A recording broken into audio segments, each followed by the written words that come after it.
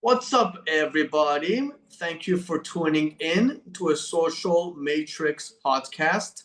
I am your host, Armin, and today we have my good friend Romeo, a dating coach. He's going to introduce himself, tell us what he's about, what he does, and then afterwards we're going to jump into the topic. Romeo, please take it away, brother. Cheers, bro. Thanks for having me on again.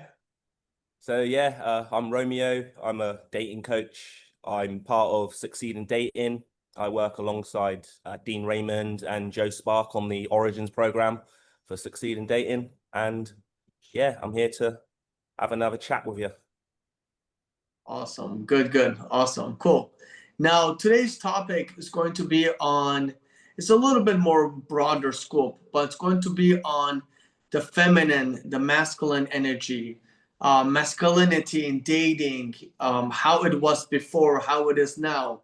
We're going to get into all of that. And you are definitely the right person on this podcast for this call because I know you have a lot to say about this. But before we jump into all of that, I want to know your origin story, Romeo. How did you start, and why is masculinity so important to you? My story started before pickup. I know that much. If I think about it now, it started when I was probably about the age of 13, 14 was when I really started becoming conscious that something was holding me back. I didn't know what it was, but I knew I wasn't doing what the other kids were doing. It was getting to that stage now where nobody really wanted to play video games anymore. That wasn't like the thing to do. People wanted to go down the park, buy big bottles of cider or beers and, mess around smoking cigarettes and speaking to girls. That's what my friends were doing. And I was joining them to do it, but my friends were like comfortable in that area, but I wasn't. So I would turn up at the parks and I'd be, hello, speaking to all my friends, what's going on? And I just feel like this kind of visceral shyness around the girls that were there. So I'd see these beautiful girls and I'd be like, fuck, they're beautiful. But there was this kind of block, this kind of shyness, which was holding me back. I didn't know at the time what it was. I wasn't really thinking about too much about it. I just knew that I wasn't comfortable and I didn't look as happy as what my friends were. So when I look back now, these were like the telltale signs that me and my relationship with women, and I guess my relationship with my masculinity, was going to start to come into question. So that's kind of, if we want to go to the deepest origins, it probably started before then, but that's when I could really start to recollect what was going on. Then as I started to get older, I started realizing, I want to meet women. I want to be like my friends. I want to be like these cool guys that can actually just go and meet women. One thing I did have going for me when I was younger is I was very logical. So reading come pretty easy to me. When all my friends were out hanging around with the girls, I was getting myself, looking into a good book. I mean, it wasn't the right type of book. I used to read loads of books on like wildlife and stuff, learning about animals and shit. But then it's like, well, maybe I can start reading something that can help me out in this area, and then the internet hits. And then you can start to imagine the kind of content I start consuming as I start getting older, start getting more frustrated, more desperate with women and dating. I'm like, have serious crushes on the girls in my local town. When we go to like bars and clubs, I'm like, fuck, these women are so hot. What am I going to fucking do? So start stumbling onto the pickup community. That's kind of where it all started. And that's led me to this conversation with you, bro. No, I love that. Now, you mentioned something, and I'm glad that you said this so we can transition to it. You mentioned that you started to read books about, about dating, about seduction, it sounds like. Now, was there anything along the way you learned that you, lack of better words, you wished you didn't learn it because it actually stopped your progression versus helping you out? Yes and no. So in hindsight, you know, it sounds cliche. If I could do it all over again, I wouldn't have it any other way. So there's a lot of truth in that, but there's also that other part of me that's like, fuck yeah. I definitely wasted years and years and years of my life of pain and suffering. So the things that I heard in the beginning, I started hearing stuff like focus on your boundaries, focus on your values. These were like the main kind of lessons I was hearing in the beginning. And I can see myself now, those lessons, it was like boundaries, fuck boundaries. You know what? I don't need boundaries. I need girls. So I was listening to what I was being told, but I wasn't really listening to it. I wasn't ready to hear it. So I would put 30% effort into boundaries. You know, it's got my attention, but it hasn't got my focus. In the back of my mind, I'm waiting for this mentor to start talking about pickup. How do I get the girls? What do I say? That's where my focus was. So in hindsight, if I could rewind it back and I could speak to, you know, the younger Ro, like, look, dude, listen, fuck, don't think about women, don't think about like speaking to girls, listen to this boundary stuff. Yeah, I would have accelerated my game a lot quicker. So yeah. All right. Wow. No, that's deep. Now, Yeah. why, like, for the guys out there watching this, and trust me, there's going to be a lot of them, and they're all going to be like, oh, that is weak, or that is, you know, like, why would I focus on that? You know, only battle guys do that. For those guys, for like the hard-edged alphas, what do you have to say to them, and what's a way for them to get a breakthrough, to be able to look at what you're saying right now with the impact that, you know, it is meant to have? I would say to them that in a way they're right, but there's a lot of boundary in the simplicity. There's a lot of power and a lot of, best word, in the simplicity of the like boundaries. Hmm. When I listened to the word boundaries and I was looking into it, and my mental was saying it's something you need to work on, I was like, this is shit, man. This is some game. So those are kind of like the mindset around the area. So when you're talking about like guys that are really alpha and they listen to something like that and they're like, no, fuck that. You know, being masculine and getting in there and, you know, to what boundaries is actually pointing to. So if we take a step into like moving forward into technical advanced game, if you're out in a social situation, maybe, you know, you're sat in a cafe like I am now, and there's a girl over there, schools of pickup might say, you know, you need to use the actions of courage, whether you're going to go indirect or you're going to go direct. You're going to have a good relationship with courage, feel the fear and do it anyway. A famous book by Susan Jeffers. So we can start looking at the technical elements of game in what I'm talking about here. But then if we take it back to boundaries and knowing who you are, knowing what you stand for, knowing when you're going to put yourself forward, and you build a really healthy relationship with your boundaries, and one of your boundaries becomes the relationship with courage. Courage for me is a boundary. It's something that I'm going to step towards all the time. So I'm speaking to you right now. Courage is an installed boundary inside me, which I live up to. So if a particular girl was to walk into this cafe right now and I get a sense that she's here, it's the courage that I'm going to use to speak to her. And I'm going to stick to that because of the boundaries that I've built, the relationships I've built with that word. So it's not, oh, it's time to approach the girl, time to open a set, time to do my game or my direct game, which I've learned off of on YouTube. No, it's time for me to live up to my boundary. Yes, the part of me that's holding me back, oh, I'm going to feel embarrassed. There's people in the cafe. I've got approach anxiety. Yeah, but what do I stand for? Boundaries is very connected. It's kind of works in alignment with your values. They work like next to each other. but it's because of this internal mechanism that you install into yourself, which you action. So win, lose, or draw. The girl could tell me to fuck off. The girl could be married. She could not be interested. She might be interested. All irrelevant. I'm going to speak to that girl because that's who I am. So I'm speaking to you. She sits down. I turn. Oh, girl, what's going on? Hey, I open. Well, I call it open.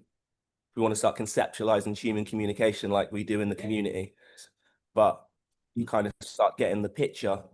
So if I had started focusing on my raw boundaries when I was younger, who I am as a person, the prerequisite of game self-expression comes from your boundaries.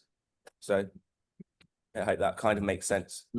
Wow. Okay. Wow. I have to go back into this recording and check this part out again. That blew me away. I never saw it like that. Wow. Wow.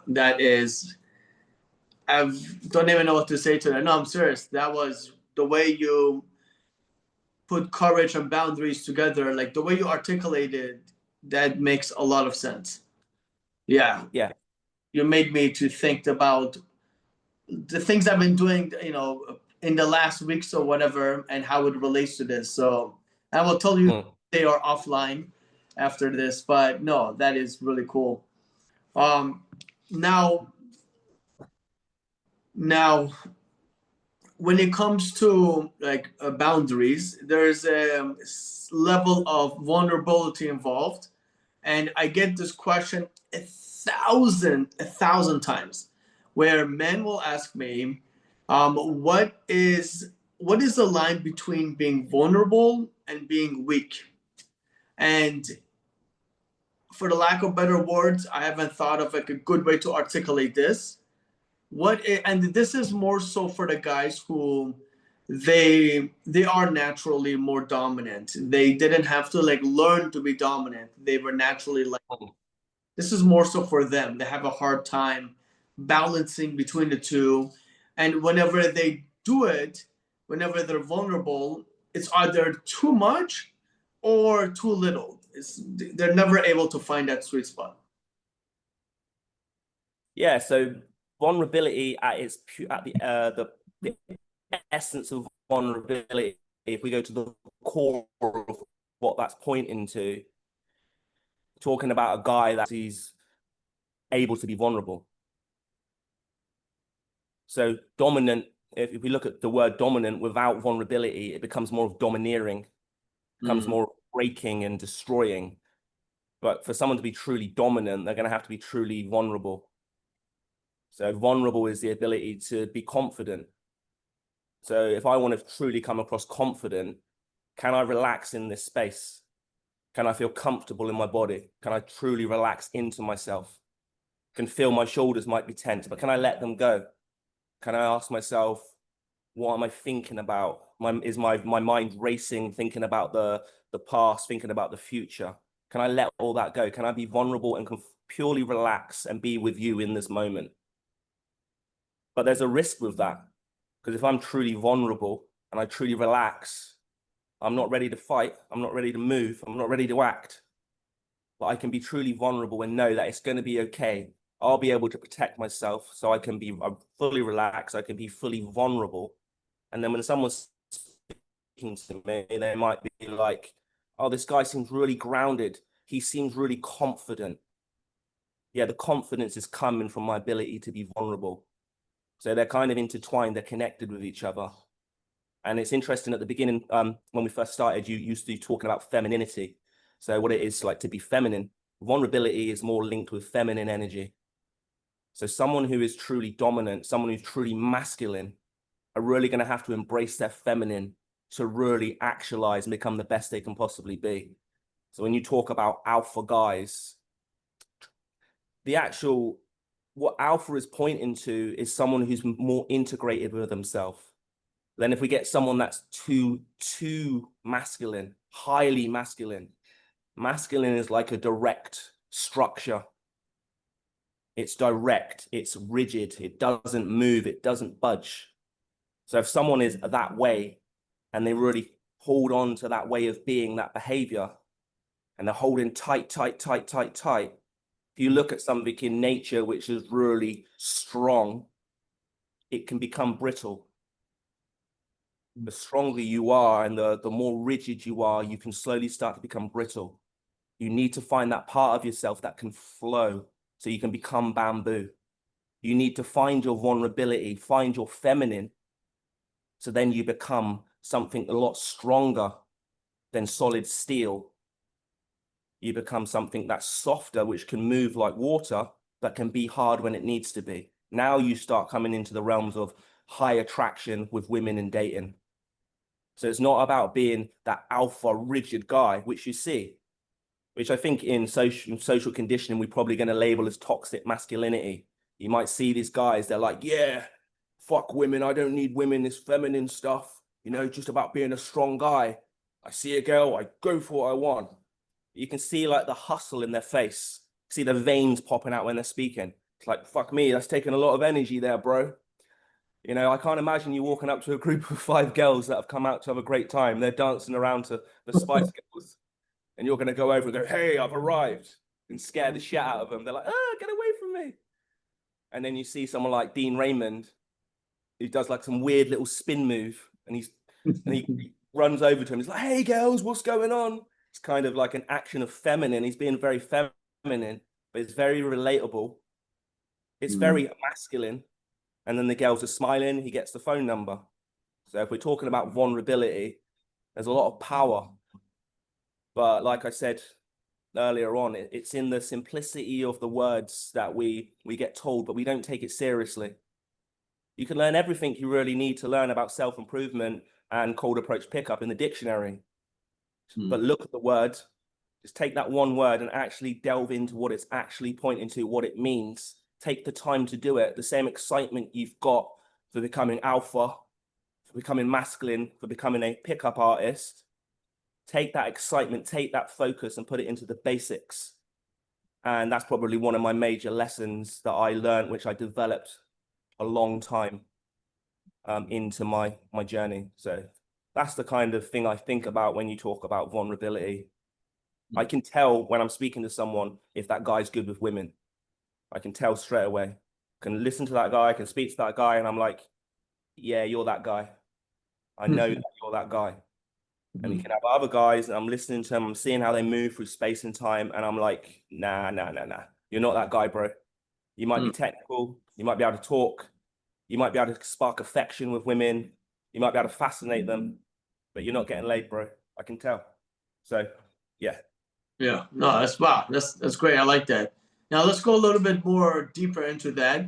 How would you define the core essence of masculine and feminine energy beyond just the stereotypes? Okay, beyond just what everyone else already knows, because like you mentioned, a man and a woman, both of them, can have a feminine and masculine, energy part of themselves because that just makes you whole.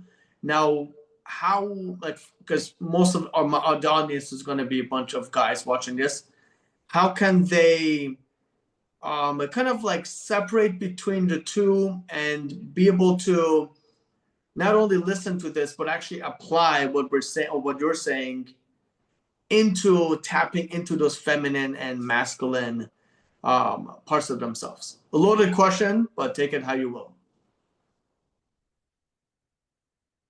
Looking at the origins of masculine and feminine, where does it come from? Where does it first start for us in a human being?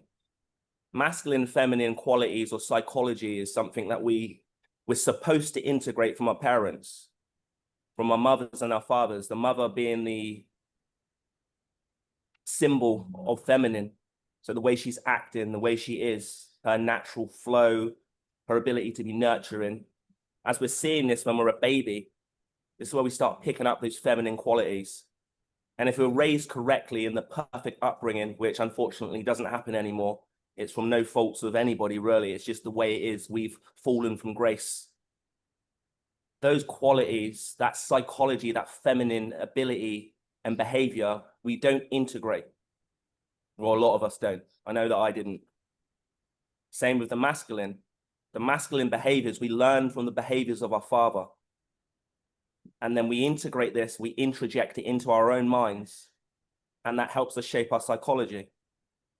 So the nurturing that we get from our mother, so when we're a kid and we're sad and we're crying, we might be scared, and then our mum, she nurtures us. We feel good, we feel protected, we feel soothed. We start to learn those abilities to do it for ourselves.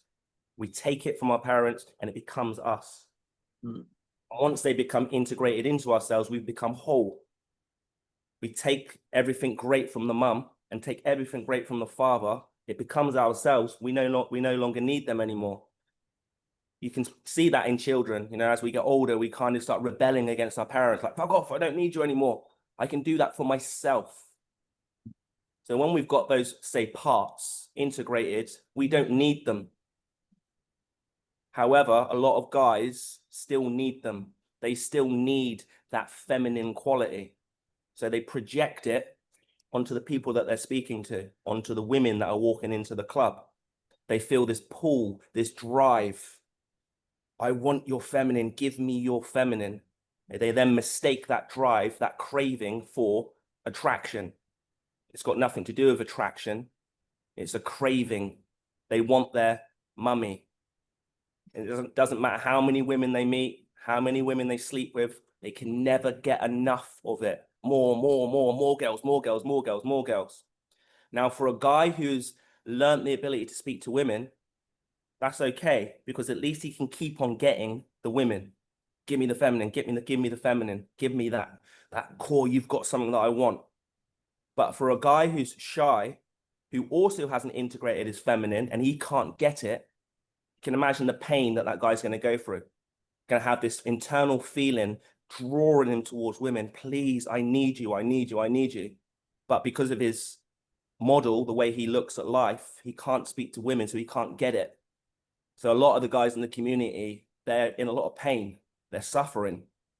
So there's this part of them that wants the woman.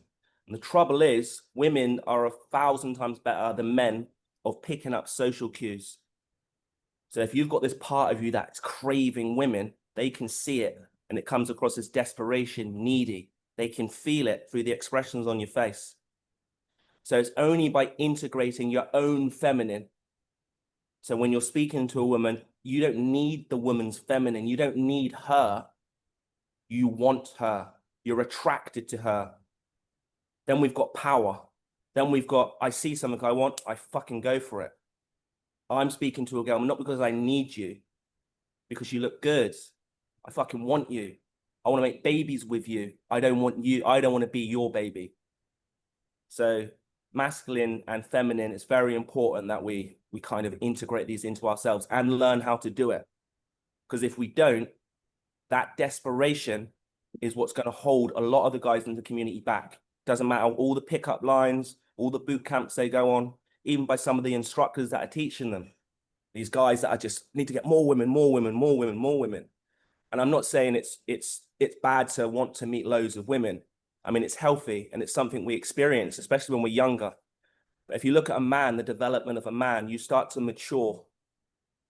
Displayed in popular culture, if you look at movies like American Pie, like Stifler, you know, the kind of the high school era when the guys like, get girls, get girls, get girls. It's kind of important for our development, but you come to a level where you no longer need that. I don't need loads of girls. I'm looking for quality. I'm looking for a partner, because that kind of feeling, get girls, it relaxes, it matures. You stop objectifying women and then you relax, which makes you even more attractive. More women want you because you're more relaxed. You don't need them anymore because you've got it all for yourself. You become hyper attractive. So those are the type of things that, like, as you're speaking, what comes to mind, like what it starts firing up in the dome. No, wow. You mentioned a lot of good points there. I want to bring it back into pain. This is a really kind of like a sensitive topic, but we're always open to talk about those sensitive things. Now, a lot of men in the community, dating community, the pickup artist groups, all of that, the ones who they don't really have role models to be masculine, or to identify with those type of traits. Those individuals, they will usually have this ideology where they need to fake it until they make it. Now, when you're doing something like that, when you're faking it until you make it, how does this affect you in the long term, with your mentality and the habits that you pick up, as you transition into becoming this masculine individual? When you're developing with the pickup community and the whole self-development kind of journey for most people, if you're not being taught correctly, you're not being guided how to really embrace this stuff, you end up like a dog, like chasing its tail, going round and round in circles. So faking it till you make it. You have a conceptualized idea of the person that you want to be. I want to be this type of guy. These are the abilities, these are the qualities of that guy, and I'm going to act it. I'm going to be it. I don't feel like I'm it, but I'm going to pretend to be it through repetition, and then one day I'll become it. And that's a school of thought. You might hear it like forced exposure or progressive desensitization. But this is coming from conceptualized thought. If you turn around to me and you're a coach. So if I'd have come to you years ago and you'd have said to me, look, Ro, at the moment, you're a bit of a chode. You need to start acting a bit more like this and be a bit like that. And I'm like, yeah, I do. I'm going to take her advice. If you see a girl, just fucking go for it. Be masculine, be alpha. And I start trying to act on those behaviors. The part of me that's acting on those behaviors, the part of me that is taking your advice, is what's called the ego listening to you right now.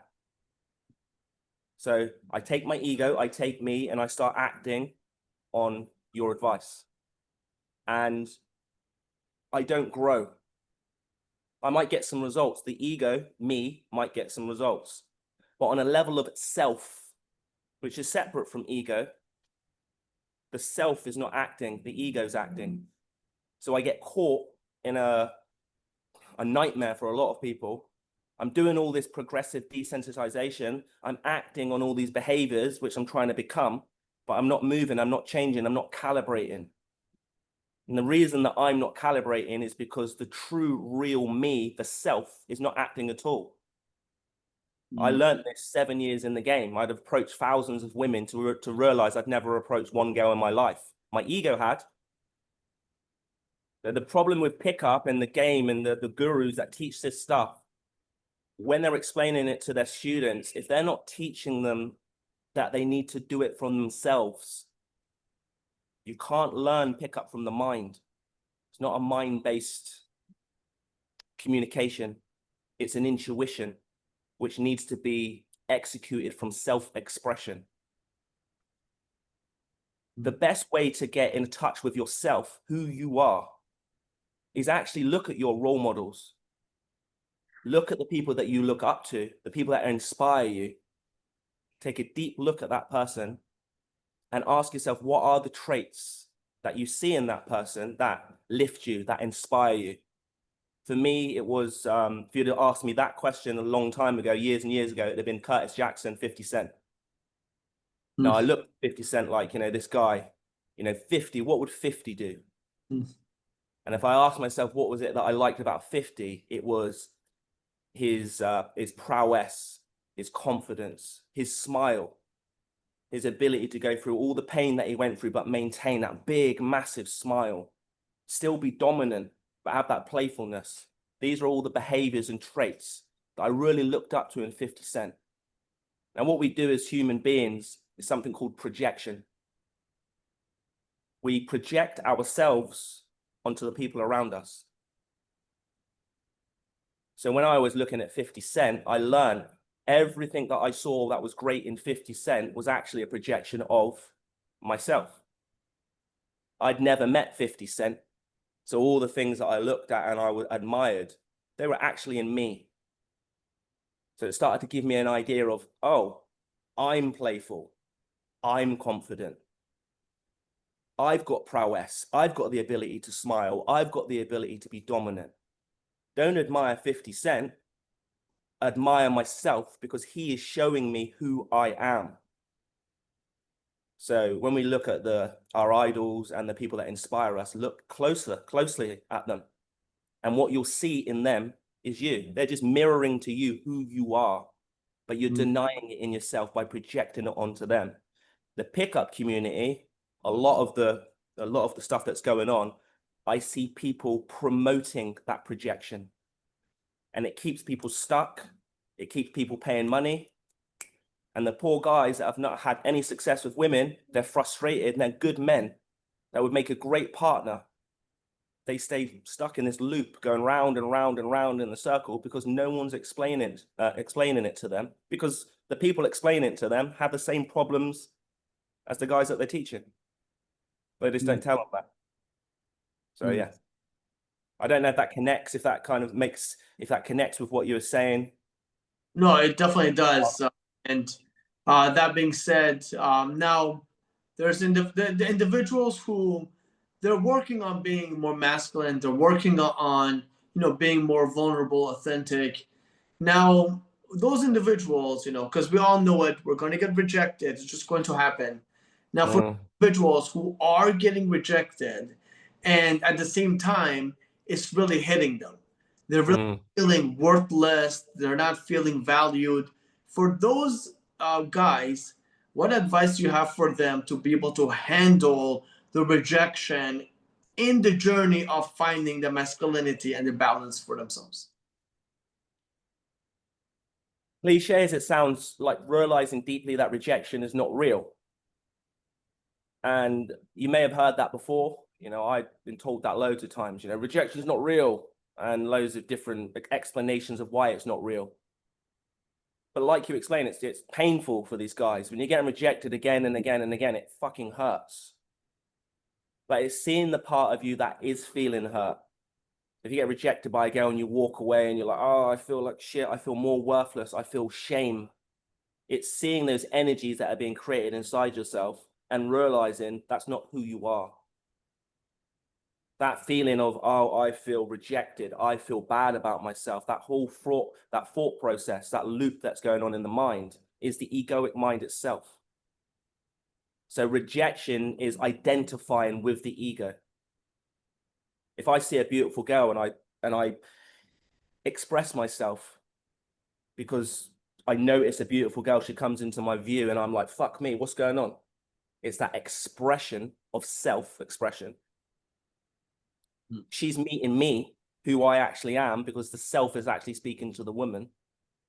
Because if we rewind it back and I actually start using pickup lines and using my pickup ability, I see the girl, I'm talking to you, she's there, I've seen her, and I'm like, in my mind, I'm going to go indirect. And I go, tap, tap, she looks, oh, did you see the fight outside? No, and she's like, no, I didn't. Oh yeah, it was crazy. There was a crazy fight outside. It was fucking crazy, man. Yeah, normally happens to me when I arrive in Vegas. I see this crazy stuff. Start running my DHV stories. The me that is running the DHV stories, the me that is speaking to the girl, is the ego. So if that girl turns around in that conversation and says to me, oh, I'm not interested, I've got a boyfriend, or get away from me, I feel rejected. Well, the part of me that's being rejected is the ego anyway. It's not real. I didn't actually speak to the girl. My ego did. That's why I didn't get the girl. That's why the majority of pickup artists, most of the guys in this community that teach at this high level, can't meet women because their ego speaking to the woman, and women can tell. So if you want to get good at something, rejection is necessary. It should be celebrated, true, real rejection. But a lot of guys that come on our program on Origins, they'll be like, oh, I'm approaching all these girls and I'm getting rejected all over the place. And I'll say stuff to them like, the last 10 girls that you approached, did you find them attractive? And they're like, well, yeah, of course. I'm like, interesting. Did you tell those girls that you want to make out with them? And they'll be like, no. Did you tell the girls that you want to kiss them? No. Oh, but what did you say to the girls? Well, I went indirect. I've done some indirect game that I learned off of Okay, how did that go? Well, you know, I kind of leant over the shoulder just at the perfect angle. I didn't show too much interest. And I had a conversation with her for about 10 minutes. And then all of a sudden her face looked at me like she was like, there was a bad smell in the room. She was like, and then I walked away. I felt so rejected. Bro, you didn't get rejected. She didn't meet you. She met your little ego. The instant that you saw that girl, what did you want to say to her? What did you feel? And they'd be like, I don't know, she was just so hot. There you go. Perfect. She was so hot. Can you feel that? Like, yeah, I can feel that. Next time you see a girl, express it. The guy walks away. He's in the Starbucks. He walks up to get his latte. He looks at the girl and he's like, fuck me, you're hot. And she's like, oh, thank you. Oh, thanks. Oh, yeah. Now he faces rejection.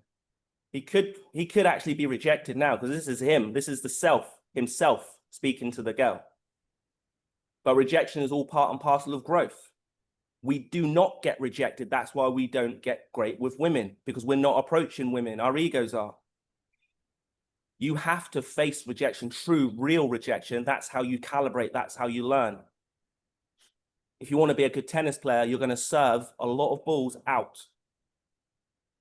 You want to be a fighter, you want to be a boxer, get ready to get punched in the face, not little taps on the face, not like, oh, don't hit me, I'm trying to slip punches so I don't get hit. You need to face that massive, great left hook and let it cram into your face. Boom! Really take that punch, really feel what it's like to be punched in the face. Really feel what it's like to be truly, fully rejected, shut down for what it is that you want. Hey, I want to fucking marry you. Put it out there. Build a great relationship with rejection. Rejection and pain of rejection comes from your ego. But when you express yourself fully, you use courage, you'll notice there's no pain anymore. There's more excitement. There's this intuitive understanding in all of us that we need to take action in what we want to learn if we want to progress, if we want to grow, if we want to evolve. But we have to do it with full intent. We have to put our foot forward and go for it and face rejection head on. You then realize it's not that painful. And then it starts to happen less and less and less. You stop getting rejected because you start being authentic. Mm. Mm. Okay, wow, this is good. This is good. We're getting right into it. I know that the conversation is getting like really, really heated because the atmosphere in the room has changed. Like my frontal lobe is like throbbing. Like you know, sometimes like when you're in a really good conversation, it's like your third eye is activated. Yeah, that's Yeah. let's talk more about the self. You have definitely brought this topic in the past, and I feel like this is. I mean, well, you could let me know. Why is the self so important? More than just the obvious reasons. Why is the self so important? And what happened in your life to realize the self is so important? What happened in my life was the more women that I got, the better I got at game and pickup, the more empty and hollow I become. I started to question game. I started to question myself. I started asking myself what's really important, why I was in this whole space for. And I think with social media, as it started to rise, it started to grow, and there started to be more kind of influencers out there, more people that were inspiring. It started shining the contrast on just how far away I was from the man that I wanted to become. I started to see these guys that had this pure, fluffy, authentic communication. They were better with me than women, and they wasn't even pickup artists. They didn't know nothing about pickup, but when they were speaking to women, I could see there was that flow, there was that playfulness, and they had something that I wanted. That's what, and it's I want that. That's what I want. That ability to express myself. That ability to see a woman and just be able to walk up to her and start waltzing with her. Be able to light up the room, make people's day, express myself fully. That's what I wanted. It wasn't actually like picking up loads and loads of girls. That changed my focus. And then I realized, oh shit, that's who I always was. I was always a dancer in my heart. When I was a kid, I wanted to express myself. I wanted to dance. I wanted to sing. There was that free flow energy. If I'd have embraced that, and what I'm talking about, what I'm describing, that free flow energy, what I was feeling is the self. That's who I was at the core. Not the ego, not the egoic mind, not the personality, not the Romeo. The part of me that was born on day one, the first cry, the wah, that part of me, that cry, that was the self. And I'd lost connection with that. The deeper I got into pickup was pushing me away from who I actually was. But it was only embracing who I was, I become great at pickup. When we conceptualize pickup and we try to be good at pickup, I want to be a great pickup artist. I want to be great with women. It's conceptualized thoughts of trying to become something. By letting all of that go and embracing who we are at the core, we become what we want to be.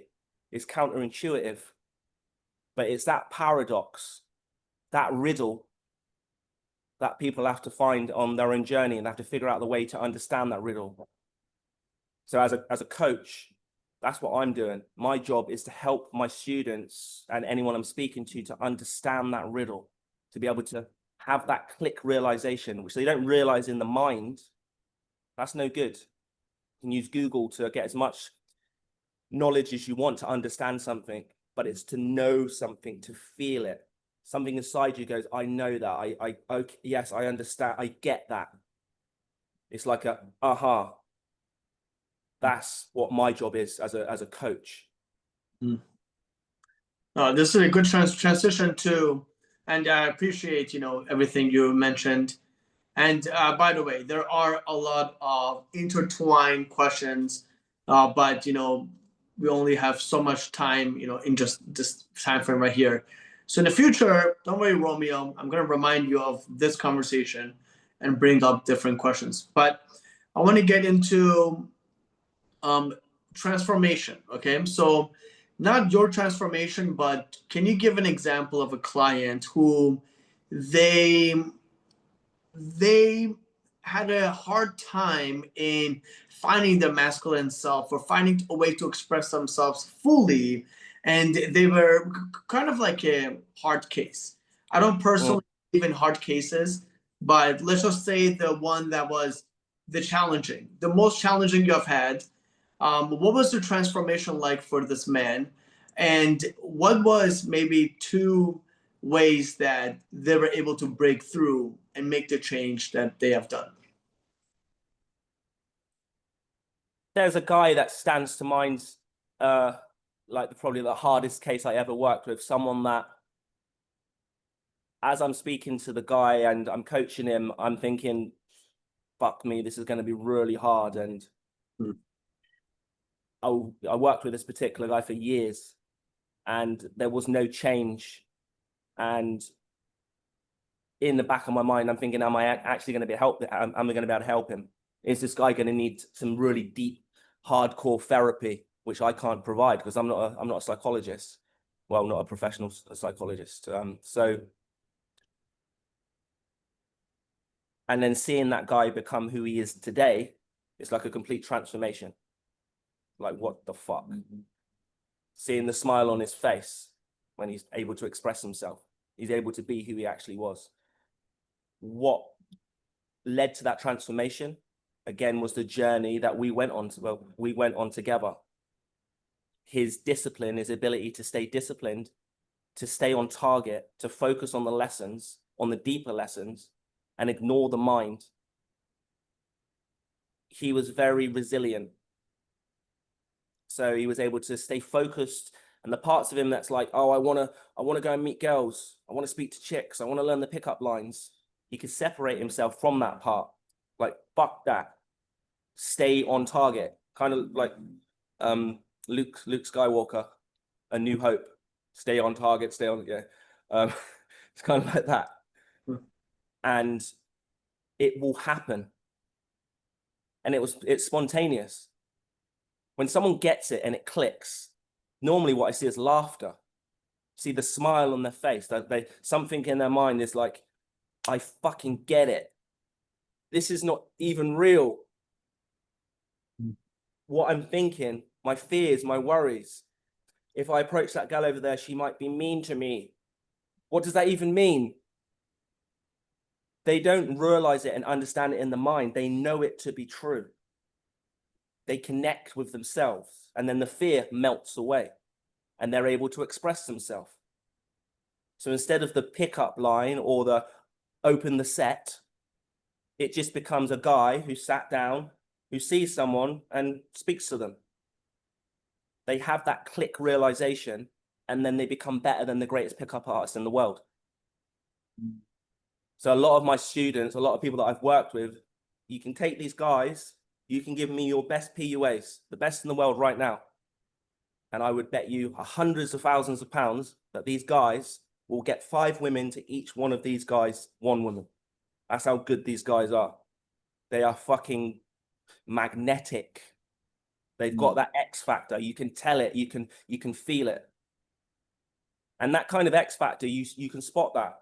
You've had people on your show, and the people that you've interviewed, that they've got that X factor. I've also seen people that haven't got that X factor, but there's certain people that have got that. You're listening to them and you're speaking to them. You're like, yeah, this guy's got it. He's got game, not pickup game. He's got game. So looking back at that particular student and literally hundreds of other students that I've worked with, I've been doing this for like 20 years now. You know, I'm a dinosaur, man. Been doing it for a long time. Yeah. But that's normally like that click realization. There's something clicks inside them. It all comes, everything aligns, everything starts to make sense, and then it clicks. And then you see the smile, they start laughing, they become free, their shoulders drop, and they just start expressing themselves. They start acting kind of like the child that they was. They see a cookie, they fucking grab the cookie. I see a give me chocolate, give me sweets. Fuck, hey, beautiful, come here, let's get married, me and you, come on, let's do it. That expression, that cadence starts to flow from them. They start expressing themselves, and then women start looking at them like they've never looked at them before. And they instantaneously start realizing, oh, I am worthy. I can see by the expression on that woman's face, she actually wants me in that moment, in that second. Yeah, wow. Now, like everything you said, like you make it sound so simple. You make Yeah. it sound so like everyday talk, common sense. So why is it that these pickup artist guys are making it so damn difficult? And not just that, but is there any truth in pickup and like what they're teaching versus obviously, you know, what you and Dean teach? Definitely. Well, like there's truth in anything that anybody says, because it's coming from a human being. Someone's, you know, they've got this conceptualized thought in their mind and they're trying to teach it with everything they've got. I just don't think it's aligned with the universe, the way things actually work. So if we look at like schools of pickup, like indirect game and the kind of different gambits, push, pull, negging, someone who's naturally great with women will neg the girl. He's not thinking about negging the girl. He's not like, time to neg the girl, time to bust on her. He's just expressing himself. So what's happened is guys who are terrible with women have watched guys that are great with women and studied them. They're like, well, when the man speaks to the girl, he tends to stop speaking to her and speak to his friend. Oh, what can we call that? The takeaway. We can call that, it's a takeaway. He's like taking the attention off the girl, showing that he's showing his disinterest, and the girl's becoming more attracted to him. Let's teach this to people and charge $19.99 on a monthly subscription. Huh. And then the poor guys who are learning it are trying to do what these guys are teaching them. They're trying to do the takeaway. It doesn't work like that. The reason you would take away or roll off is because you want to speak to your friend and your values. I'm not going to cut out my friend because I'm speaking to Megan Fox. Speak to my friend. But the natural action of the guy that's aligned with himself is to, oh, 1 second, babe. What was you saying, mate? And then back to the girl. But the pickup artists in the distance that are watching, writing it down, they're like, oh, he done something. The technique, time to teach the technique. So what they're pointing at is true, but what makes me laugh is that these guys are like, there's all these techniques and there's all this swirly whirly patterns that you can run. I run patterns when I speak to girls, but I'm not thinking in my head, time to run the pattern. It just naturally comes out because I watched The Office, the UK Office the other day, and it made me laugh. So as I'm speaking to the girl, I just get this instinctual feeling to say some funny shit, and it comes out of my mouth. And the girl, she laughs and she's like, ah, that's so funny. And I'm like, ah, yeah, it's funny. I'm not thinking to myself, time to run the pattern. So I studied pickup, like to the highest level. Like I spent literally hundreds, like about 150 grand I spent on my self-development journey on boot camps and mentorships and products. And I learned every line, pattern, like seduction patterns, word for word, and I could deliver it. I could walk into a bar, go over to a girl, and I could run like the cube. The cube got me laid, 100%. It definitely did. But I didn't get laid. That cube and that pattern, that trick wasn't me. It was my ego. So I didn't learn anything. But when I let all of that go, I let all the patterns go, my natural self started to express itself. And then I was doing patterns on steroids. All of a sudden, all this stuff starts, like this expression. My wingman and my best friend, Dean, I can't even explain this exactly what happened because it's so fucking crazy. But I remember him stood outside a pub in Andover in the UK. Like Andover, it's really traditional. So back in the 80s, you had all these like loads of pubs everywhere, like the British pub. And we went to this pub and Dean was speaking to this group of girls and these guys started tooling on Dean, trying to take the piss out of him. And Dean just all of a sudden turned around and said, he like jumped back and he made this like weird noise. He was like, "Brr." And I'm like, what the fuck's he doing? He then proceeded to tell these guys that were trying to tool on him how he was using Mario's jump from the game Mario 2. And then he jumped again, but he kind of made himself float a bit. And he went, bah, bah, bah, bah, bah, bah, bah. And he then started explaining how he's doing Luigi's jump. And how when Luigi jumps in Mario 2, he kind of does a long jump. And he's orchestrating all this to these guys who we would call AMOGs. And the girls are pissing themselves laughing. I'm laughing my head off because Dean is coming out of all this creative stuff. All of these like these fancy words, and he's turning it into this really ridiculous story, and he's acting like he's Mario. And these two guys are just like, what the fuck is going on here? You could turn that could be a pattern. That could be like a comedy, like role play, DHV, AMOG defense. We could call it that. But if we was to go back in time and say to Dean, what are you doing in that moment? He would say, I'm expressing myself. I'm just fucking around. I'm being myself. And all this jujitsu is coming out.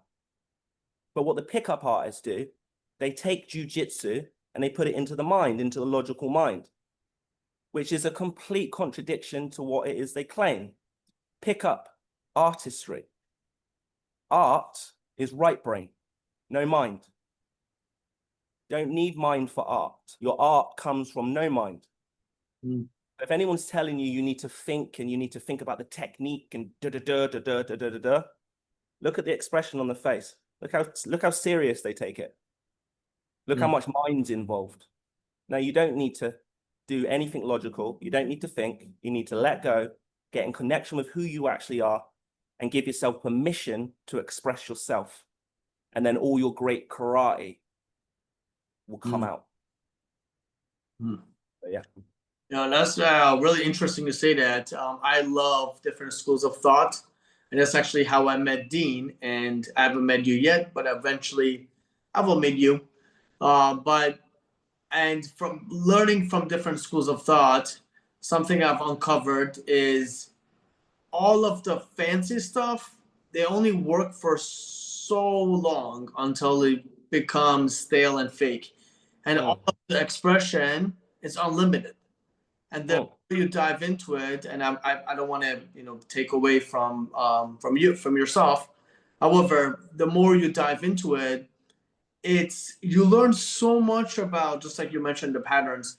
You learn so much about not only your own interests, but your own humor, your own personality, you learn more about yourself. And it's just very exciting place to go, because you're discovering more things about yourself. Actually, something, and I never really knew this about myself, but I'm a person that I can call somebody a cunt, an asshole, and just be okay with it. And when my friends do it, it always backlashes, and the person always gets insulted. I do it, the person's always laughing with me, they're calling me back, we're having a great time.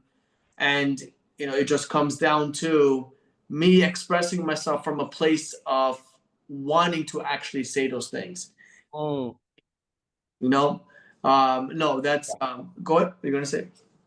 No, yeah, I can just I know exactly what you're talking about. I know where that's coming from.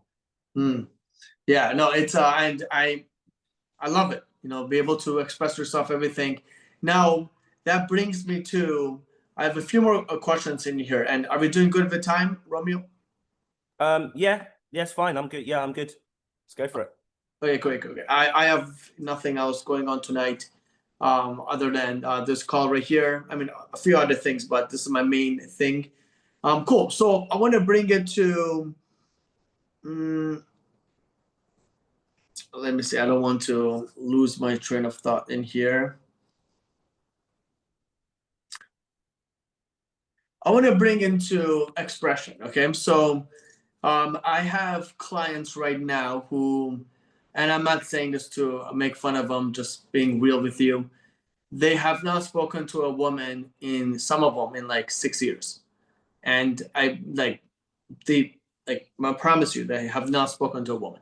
And like when I bring them out when we do our day socializing, they're barely able to say a few words, be able to actually express themselves. Now, for that individual, I have a lot of things I do with them, but what would you say is the kind of like the actionable, not just the mindset, but the actionable item for that individual to be able to do to open up and express themselves when they are in absolute fear of getting rejected and being humiliated by a woman when they haven't even spoken to one in the last like 6 years? Like, what is a way for them to be able to reach their level, they're able to express themselves? Well, I get guys, similar to that as well. Like when I'm coaching them and they haven't spoke to women in years. Like some of these guys have never spoke to a woman. I get clients that have never, 40, 50-year-old guys that have never spoke to a woman. So I can definitely relate to that. So what is it that I do? Through different techniques and the stuff that I've learned and the stuff that we teach, I teach that guy, I show him the illusion. I show him that it's not real. And really, that's it. I show him the illusion that's in his mind. I show him what he's doing to himself. And so I would take him out of that environment. So the difference with my coaching, if I've got a guy that is completely paralyzed by approach anxiety and he can't speak to women, he can't express himself, I'm definitely not going to push him into set. Even if he's paying me to do it. Even if he's like, no, I want you to push me. I need to be pushed into set. No, I'll take him out. I take him away from the sets. Let's get out of the bar. Let's go to the beach. And I'm going to sit down with that guy, and I'm going to do some serious introspective kind of work with that guy, and I'm going to help him see the illusion and bring him to that place where he can let go of all of that. That's what I do with like a hard case guy that's really being paralyzed, doesn't have the ability to express himself. I'm going to help him realize, is there times in your life when you can express yourself? That might be a conversation I have with him. Because a lot of these guys, they can't express themselves with women, but in their own lives, their personal lives, and when they're at home, they can express themselves. When they're playing, like, I say this, I'm talking about myself, like when I was playing like Counter-Strike on the PC back in the day, Counter-Strike 1.6, I could express myself then when I fucking take someone down with an AWM, boom, because loads of expression, push it comes out. But then you take that same Romeo and put him in the club. It's like, I can't express, but I'm fucked. I've got approach anxiety. It's not approach anxiety, something a lot deeper than that. But let's stay with the pickup community here. So my answer to that, the guy hasn't spoke to a girl in 6 years. What can you do to get him out of that? It's about, I would go down the road of showing him that it's not real. Helping him to realize that it's not real, but not helping. When I say helping him, that's why to coach, you have to know this stuff. If you actually want to make change, show him that it's not real. Not him. Say your student's name's Jason. You can't show Jason that it's not real because Jason's not real. It's ego. You've got to show him that it's not real. Because you can't show Jason that it's not real because Jason's not real either. And the you that's trying to teach Jason that it's not real either. It's just a couple of egos having a conversation. And that's what I see with a lot of coaches, just egos teaching egos. Just my ego's pushing your ego. And if your ego is a certain structure, it has the ability to be narcissistic, you're going to give me a good testimonial. Not because he's created any change, he's just brought a bit of narcissism to the surface. But if you really want to make change and you want to cause transformation, you've got to be able to speak to someone on a very deep level. You've got to have done the work yourself. You have to see the devil. You want to do work, you want to do battle with the devil, you have to see the devil yourself. So it's not one of these, I would say, pick up at that kind of transformational level. It's not something that can be, you can get a tennis coach, never played tennis, never experienced tennis. That can happen on a level of tennis. You can get a boxing coach that's never really boxed at a high level, and they can still be an efficient coach and be a great coach. But when it comes to personal self-development and transformation, I believe you have to experience at a core level so you can truly empathize. So when someone's in front of me and they're like, I haven't spoke to a girl in 6 years, mate, I know exactly how this guy is feeling. I know that you go home every single night and you look at yourself in the mirror. You've got one part of you that wants to meet women, and you've got another part that's absolutely petrified of women. And it's creating this inner turmoil that feels like shame. Even when you're speaking to your friends, you can't enjoy the conversation because there's something inside you where you feel you're defected, you feel worthless, you're not one of the lads. It's torture, it's torment. So being able to connect with someone on that level, you can start getting their attention because you can start, basic relating to the person you're speaking to. Because when you start relating with someone, they're going to start listening to what you're saying. And when they start listening, the self in them starts to listen. Then you can have a very introspective conversation. You can question their reality, get them to question their reality, and they can start seeing it's all bullshit. And then they get access to self-expression. That's the road that I'd be going down with guys in your situation that you're talking about. No, I love that. And actually, while you were saying this, I was thinking to myself, what I do is I interrupt the patterns in her mind. So I will do like, interesting stuff. Like I'll go do like a shimmy in front of girls, and then I will still get the girl's number. Like I will just show him his weird stuff, just to show nobody cares. Like Yeah. I could do the weirdest. I could do a clap in the air, do like the warm or whatever, and nobody's gonna care. But no, I love what you said. I really liked what you said about that. It's not real. That's it. That's powerful. Now, Mm. I do have another question here, but I want to get more into about not being real. Let's talk about approach anxiety. So you mentioned this earlier. You thought I was gonna forget, but nope, I listened. Now, approach anxiety. Why does it? What does it mean to you, and what's your take on approach anxiety? Because I believe you had something you were gonna mention, but then you mentioned you're gonna keep it with the pickup artist community. Okay, fuck them. Let's talk about what you think. Approach anxiety, it triggers me. Hmm. When people are talking about approach anxiety, there's so much pain, so much frustration with those fucking words that it triggers me. So you might be able to see that. That's why you can spot that. Approach anxiety plagued me for years.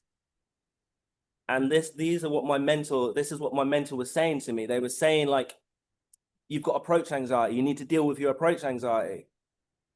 And if I was going into clubs and bars and I was not able to speak to girls, I'd turn around to my friends and say, I've got approach anxiety. And that's what I was focusing all my efforts on fixing, because I've got to get rid of the approach anxiety. So I was taking all the pills that they were prescribing, desensitization, to get rid of the approach anxiety. Never once did I question, maybe it's not approach anxiety. Because approach anxiety is understanding what that actually is. Approach anxiety, it lasts 2 seconds. Approach anxiety is quick. It's a natural biological, well, we think through science. Now, the best we can do as scientists, when we talk about evolutionary psychology, we figured out it's coming from hardwired biological urge to keep us safe. And it lasts a couple of seconds. So if me and you are in a bar right now, and behind you, there's 6 girls. One of them's fucking absolutely smoking. The rest are smoking, but this one's particularly smoking. And I'm going to ask you to approach the girls. I'm going to say, turn around. You turn around. You see the 6 girls. You might feel a bit of approach anxiety. You might feel a little bit. That's approach anxiety. But what the majority of guys are feeling is not approach anxiety. They're turning to see the girls, and they're going, their whole world is disintegrating. Their whole paradigm of reality is crumbling. The fear of God is going through these guys. And then the pickup artists are going, that's the approach anxiety. You need to barrel through the approach anxiety. So the poor guy, he's not suffering from approach anxiety. So that's my thoughts on that, on approach anxiety. It's something else these guys are dealing with. The majority of guys that get involved in the community, they're not suffering from approach anxiety. Because if they were just suffering from approach anxiety, they certainly wouldn't need to read the method to learn to pick up chicks. Something else is at play. And I'm not saying that all guys in the community, they're not being held back by approach anxiety, because everyone's different. You get loads of different types of people, but in general, it's a lot deeper. There's a lot of stuff that's holding these guys back. Can you go a little deeper into that? Maybe not like everything they're going into, but some of the variables that could be involved with this. Trauma. I think if I was to put it all on the table, it's like, what is the main thing that's holding people back? It's holding guys back in pickup, in life in general, self-expression, whether it's in the workplace, whether it's in their romantic life. Trauma is one of the major stumbling blocks. It's the trauma that people are feeling inside, which is being projected onto the world. So it's how they feel about themselves, their structure of mind being projected onto the women. So even though the guys are seeing a girl who's separate from them, underneath the surface, on a sub level, it's the projection of their mind onto the girl. So that girl is becoming something different. They don't think to themselves, oh, that girl's something different. They just think it's a girl that they're petrified of. But something is being projected onto that girl. And that's why they can't approach. And then you've got the pickup artist that's charged them 10 grand for a boot camp, telling them it's approach anxiety. So the reason I get very passionate around this area is because I don't think it's fair. Because that guy is probably a great guy and deserves to have success with women in dating. And I don't think the pickup community is serving that guy. I think it's making it worse. And that's why you see so many guys in the forums that have been there for years and years and years, and they're still talking about game. They're still paying for boot camps. They're still asking advice. They're still living a dreamology that one day they're going to get it. And it keeps it all spinning. People keep getting paid. And I just think it's wrong. So, yeah. Well said. Well said. I couldn't agree more. That's a very interesting way of seeing it. I've spoken to a lot of people. I've been in this community since 2005. Spoken to a lot of people, and nobody has ever explained it that way. That was I appreciate that. That's good. Let's see. Okay, now actually hold on. Let me go back into approach anxiety. That's a hot topic. The way I have explained it is not so much that you have anxiety. So for me, everything is mental health. Integrity, everything like behind closed doors. That anxiety didn't start when you saw her. That anxiety started way before that girl even came to your view. So like when I have my guys and stuff, I'm going out, I pretty much just tell them that be curious. Just be curious about who she is. Be curious about what she's wearing. Hey, excuse me, I love your outfit. Is that like from an anime? Is that a band? What's that from? Be curious about what it is, and then you'll notice that your anxiety will go away momentarily, because your logical mind is interrupted, and then you will get excited to see what interesting thing is about this girl, is about this person. But then after a while, once you start talking to harder girls, you actually want their number. That's when anxiety comes back again from just the fear of rejection and a bunch of other things. But so I love the way that you put it. I've never heard that answer before from somebody else. That was really cool.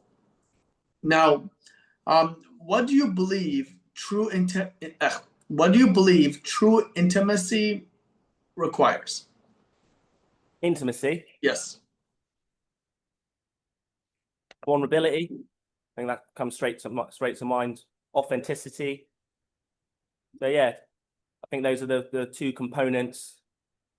If you're authentic and you've got the ability to be vulnerable, which works synonymously, you're going to have going to have the ability to be intimate with someone. I mean, intimacy is it's decisions, ideas, and emotions shared with somebody else. When you're sharing those three parts with someone, that's what it is to be intimate. How that looks in the real world, if you're sat down with a woman, you're having a conversation with her, and you're sharing your ideas. I like music. One of my favorite stars, I think one of the greatest stars of the past 20 years is Lady Gaga. I fucking love her. I think she's so expressive. And then that person I'm speaking to, she might be like, oh, I like Lady Gaga as well. That's crazy. Oh, great. I like your ideas. We're sharing ideas with each other. And then we're like, it feels good to share ideas. The emotions start flowing. Her emotions start flowing. The way we're looking at each other. Maybe we kiss. We start sharing emotions. Ideas are being shared. And then it's like, look, I got to go. We're going to have to go out. I'm going to have to take you for coffee. What's your number? I'll meet you at blah, blah, blah tomorrow. That's a decision. Now sharing a decision, we're now being intimate of each other and it feels good. But for that to take place, you're going to have to be authentic. That's why, again, pick up and this conceptualized way of objectifying women can never equal mastery of being great with women. Because if you haven't got the ability to be authentic, real with women, you can't actually build any intimacy. So if you're projecting your own trauma, your own insecurities, your own crap onto the people you're speaking to, you're not actually speaking to people, you're speaking to objects. It's an object speaking to another object. There's no intimacy. The trouble is, for some people that works. They can live in the world of objects. They normally have a narcissistic collapse by the time they're 50, but I don't think they probably care. But that's ultimately where it's going to lead. It's displayed in the movie, The Matrix, Agent Smith, being that that he's objectifying the world. He's powerful, he can do martial arts, he can fight. But Morpheus says they will never be as powerful as what you can be.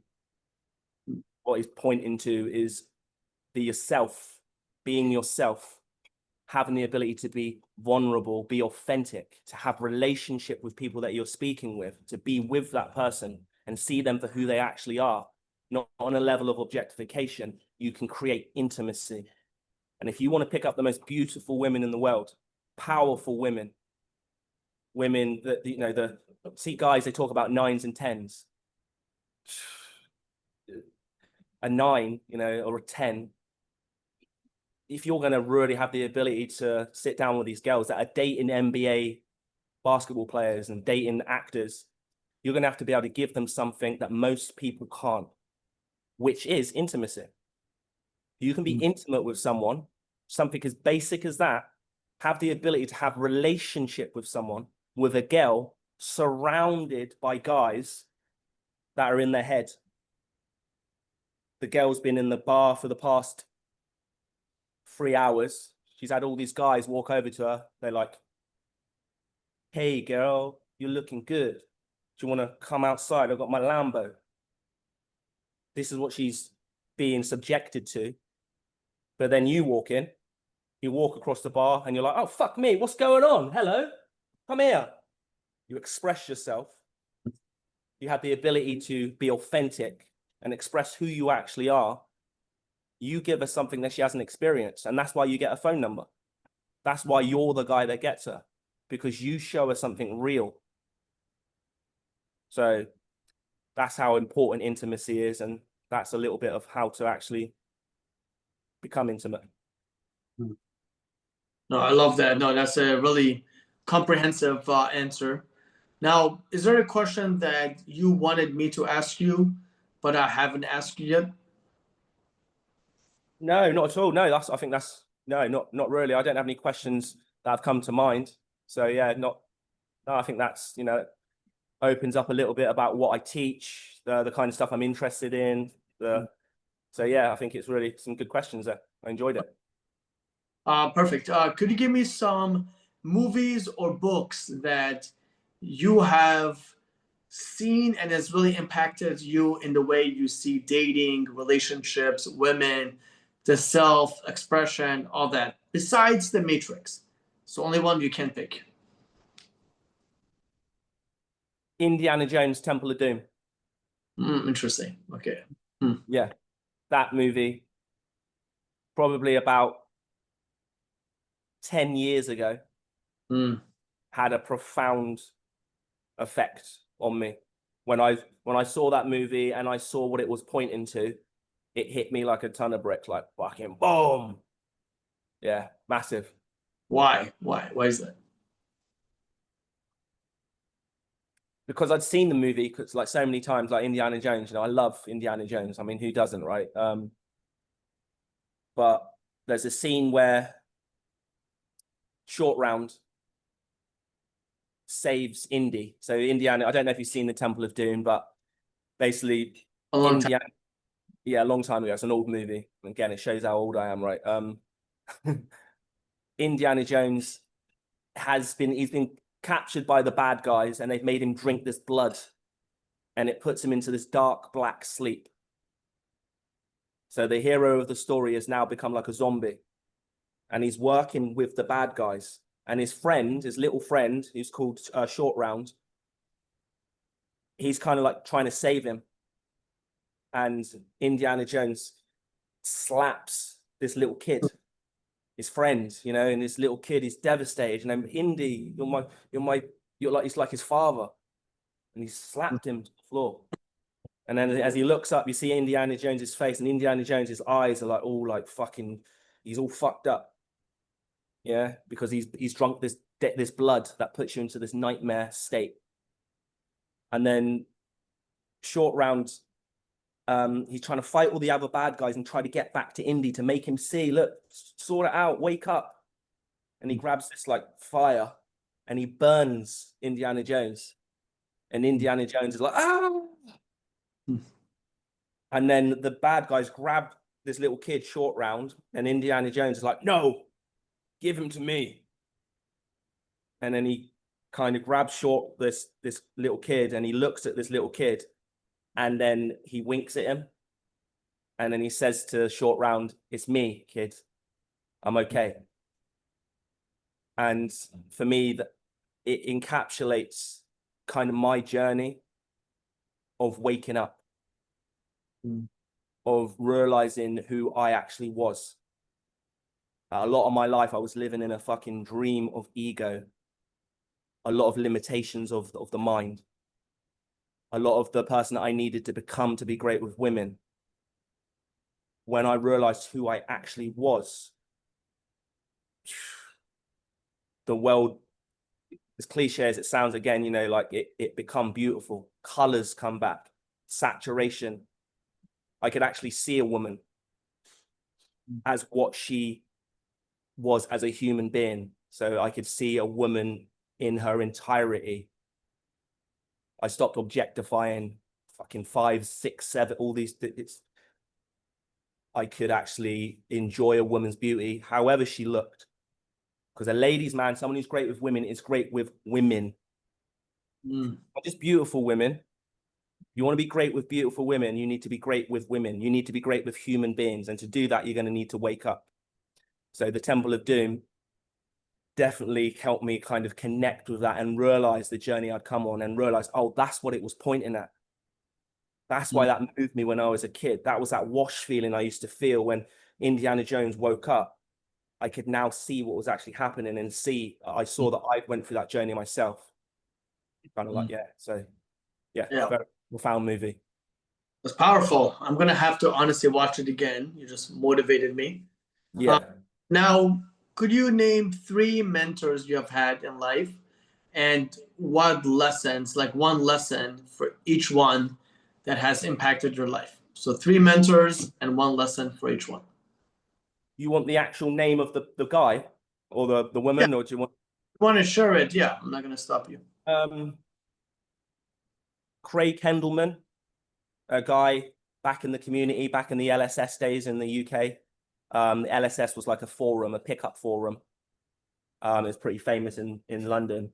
Yeah, Craig Hendelman. He helped me because he kind of believed in me. He was the first kind of person in this space that looked at me and said, you're going to be good at this. And I could tell by the expression on his face that it was true. And it gave me that kind of like, it lifted me. So yeah, it definitely played. Mentor, I mean, this is a lot of different mentors, but from the same group, RSD, Real Social Dynamics. I think RSD are the pinnacle of game. I think they are the truth. And yeah, RSD. I mean, even when I say those letters, it gives me goosebumps. So yeah. And third mentor, a guy in my life called Kevin, kind of like Yoda. Been like a mentor, like a kind of like a father figure, stroke, like a Merlin kind of type of character in my life to help me stay on the correct path. But yeah, Kevin probably been my greatest ally through all of this. So yeah, there's 3 people, well, 2 people and 1 company of people who have had profound effects on my life, and I think are continuing to change the world, turn it into a better place as it stands right now. Yeah, no, that's amazing. Now I'm going to be a little personal, so if you don't want to answer it, up to you. Now, your Okay. personal life, your own personal dating life. Are you married right now, or is this something you want to do? Like, what is the future of Romeo in your dating life? Definitely marriage. You know, I've always thought the girl that I'm going to marry, I'm probably speaking to her at the moment. You know, I have through my journey, I've met lots of women. Because of what I do, it's hard to have intimate monogamous relationships. So I've had to stay single. When I said to you earlier about if I could go back in time, would I do things differently? I've met, dated, slept with hundreds and hundreds of girls, but I would have celebrated that a long time ago. But now it's kind of like tragic. There's a tragedy in that. But yeah, the future for me, definitely marriage is important to me. Children, like, yeah, like if I'm blessed to have a son, I mean, what the greatest thing that could happen to any man, I believe. So yeah, that's what I would like to happen. So hopefully when you speak to me in the next couple of years, maybe you can come to the wedding, bro. I'll send you an invite. Just get me something good present. Of course I will. Yeah. Thanks, mate. Yeah. All right, Romeo. I don't have any questions right now. But is there anything that you want to, any last words you have for the guys watching this, or any question that you want to answer for yourself? No, really, just take, like, if anyone who's watched this, you know, our conversation, just try to, best advice like that I can give and leave anyone watching this with is really try to find yourself. Try to, like, and listen to what I mean by that. Look at the things that you're typing into YouTube, the stuff that you're typing into Google, the books that you're reading, and drop all of that and start trying to find who you actually are. Get to the core of that. And if you spend some time focusing on that lesson there, you're going to learn more than you've learned with all the books that you're reading, all the guidance you're getting, because it's really all about you. It's all about expressing who you are. You are enough. As cliche, again, that word, as it sounds, you are enough. You truly are. Every male lion is born with a mane, but they need the mane to attract female lions. Every man is born with the ability to be authentic, to be themselves, and that's your mane. You need to figure that out and fucking unleash it. And I work for Succeed in Dating. That's who I represent, and we're here to help you. So any questions you've got, if you want to speak to any of the team, just reach out to us, Joe Spark, Dean Raymond, myself. And, you know, I'm always happy to speak to people and try and point people in the right direction. And that's it. And to you as well, bro, you know, thank you for having me on this. You know, I really appreciate it. I love what you do. I love your energy. I learned a lot about you through Dean. You know, when Dean come back from Miami, he's like, oh, this guy is so fucking cool. Yeah, it's cool. So I kind of like feel like I know you. I feel like you're like a bro already. I've never even met you. But yeah, man. Thank you. Yeah, anytime, Romeo. And yeah, honestly, pleasure, having you here. And we'll definitely, we're gonna have you more mixed panel, all that good stuff. And Okay. honestly, it was a pleasure. And for any of the guys who has questions for Romeo or myself or whatever the case is, put it down in the comments section.